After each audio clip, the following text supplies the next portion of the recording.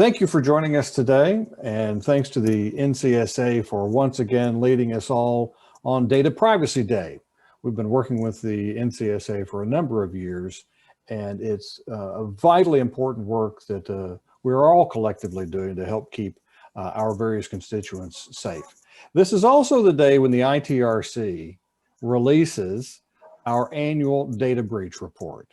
So we have been collecting information about data breaches going all the way back to 2005. So for 15 years, we've been analyzing the publicly reported data breaches in the United States, and we report on that. And that's what we're going to talk about for the next few minutes, is what did we see in 2020 at the Identity Theft Resource Center? The bottom line is basically three findings. First of all, is that the number of mass data breaches that we've seen for so many years and the number of individuals impacted are actually down. We're more accustomed to see those things continue to go up, but actually they are down this year. And they're being replaced by a different form of attack, which results in identity issues and data breach issues, that being ransomware and phishing. Second takeaway is the stealing of mass amounts of consumer information is out. That's not what cyber criminals want today. They're much more selective, and they're much more targeted and much more strategic, and they're much better organized, frankly. And today what they're interested in is accumulating logins and passwords. And that's what we'll talk about here in just a second with what the data shows.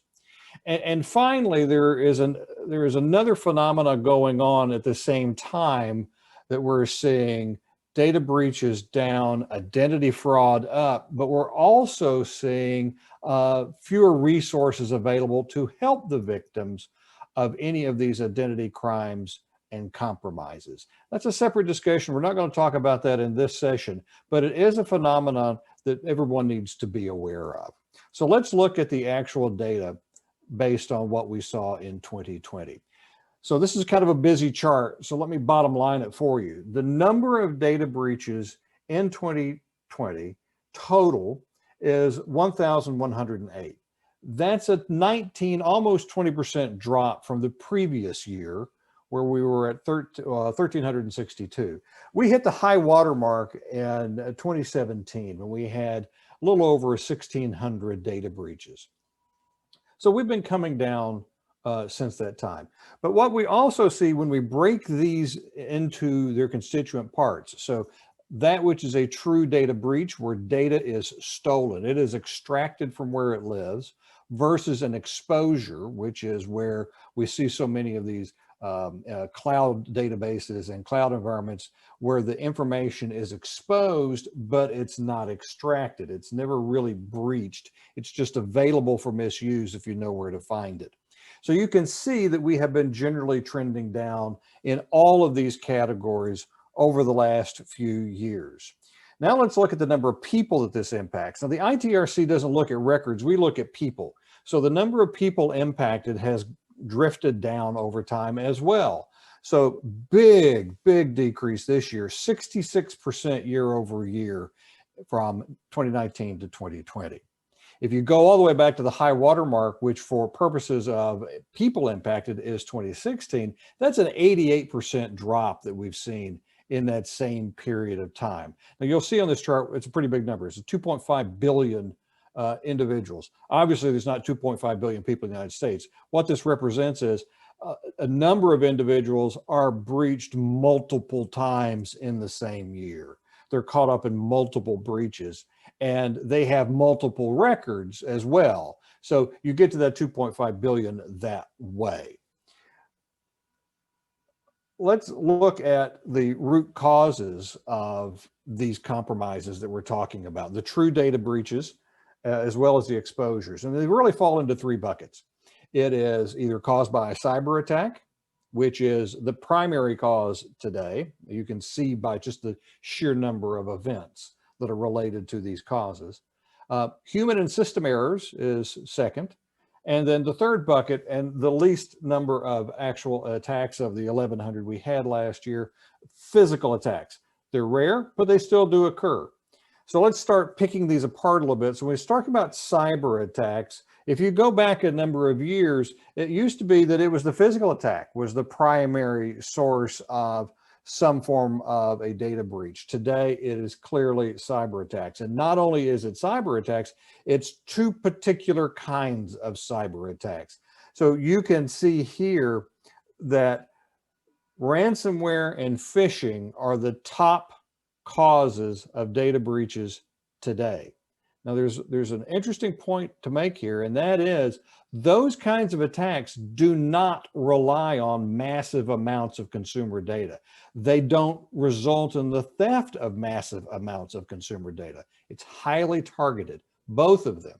They are looking primarily for logins and passwords, or that's what they're using to execute those attacks, are logins and passwords. They may have other data that they use if there's a verification process, but they buy that now in identity marketplaces. They buy the social security numbers, they buy the street addresses, the mobile numbers, all the other trappings of identity that you need to verify. They buy those in marketplaces. They don't need to steal them very much anymore. But today, that is where we are seeing this trend away from mass data breaches and toward targeted data breaches, looking for logins and passwords and using them in phishing attack and ransomware attacks. Second category, human and system errors. That's pretty self-explanatory. This is where you see this category of primarily cloud databases, where companies forget to put on a password. So, it's very basic stuff, but always remember, put on your password on your cloud environment. You are responsible for that cloud environment just the same way that you're responsible for it if it's in your own server room. You're responsible for securing that data and protecting it. So that is the single largest component of this human and system error, is just organizations forgetting to put security on their cloud environments. In this particular case, it's just exposure. There's no data actually exfiltrated. It's not stolen. It's not removed. There's no evidence it was misused. It's available for misuse if somebody knows where to find it. And the last category you see here is physical attacks. Device theft, laptops, phones, primary cause here. Not big numbers, 30. People ask about skimming devices. They still occur. They're in this category of a physical attack if it's a physical skimming device, but those are increasingly rare. We only saw 5 data breach notices as a result of a skimming device in 2020. So that kind of an attack is increasingly rare. What kind of data do you get that is compromised in these kinds of attacks? Social security numbers still number one. Personal health information, PHI, also very valuable.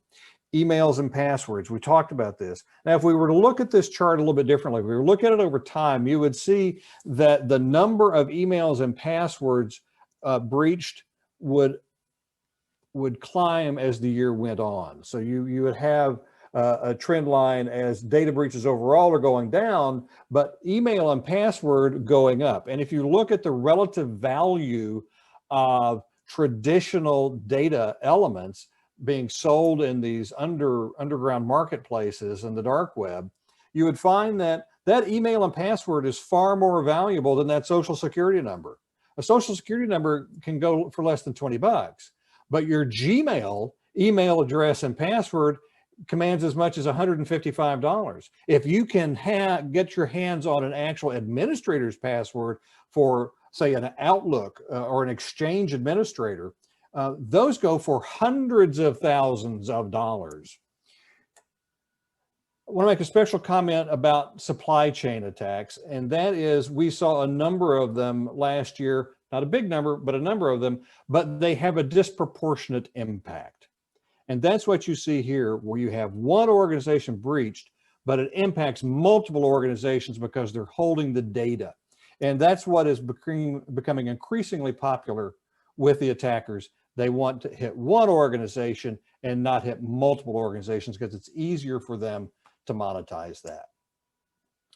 That's our data for this year. You can go to our website, notified.idtheftcenter.org, and you can see our full data breach report there. And if you have any questions, you can certainly ask them by sending us an email, or you can also sign up for our notified data breach tracking tool and our routine reports. Thank you for your time today, and enjoy the rest of your data privacy day.